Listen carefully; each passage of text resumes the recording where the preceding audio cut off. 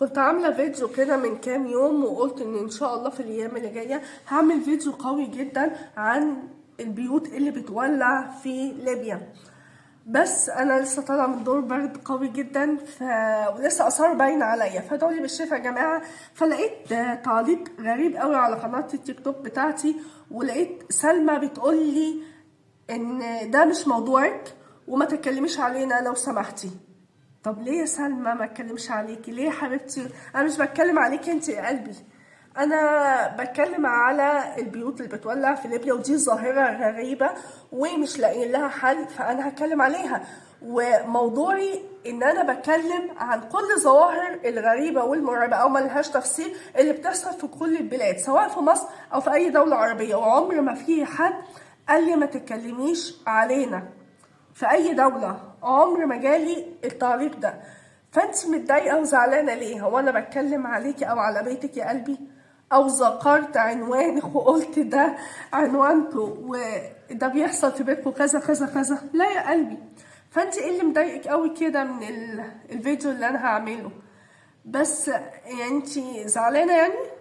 بما انك قلتيلي ما تتكلميش علينا لو سمحتي، فانا اقولك حاضر من عينيا دي قبل عينيا دي. وانا هتكلم قريب جدا وهعمل الحلقة قريب جدا، والله العظيم وعد.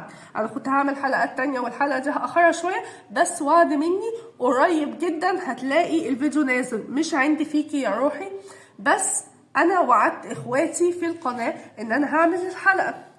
فانا مش عارفة انت اللي مضايقك. لو قلتيلي ايه اللي مضايقك انا كنت ممكن افكر في الموضوع، بس انت ما قلتيش اي سبب مقنع. فانا مش بفضح بلد ولا بعمل اي حاجة، انا بقول ظاهرة غريبة حصلت في اي دولة ومنهم ليبيا بس.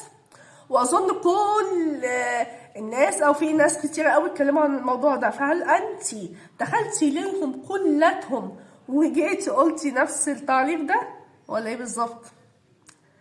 موضوع يا سلمى، صدقيني موضوع يا قلبي، وما تزعليش، انا مش عايزاكي تزعلي مني.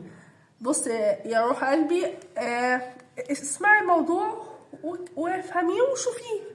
ولو الموضوع اللي انا لما اجي انزله ما عجبكيش قوليلي مش عاجبني، وما تتكلميش عليا، ما تتكلميش على دولتنا يعني ليبيا.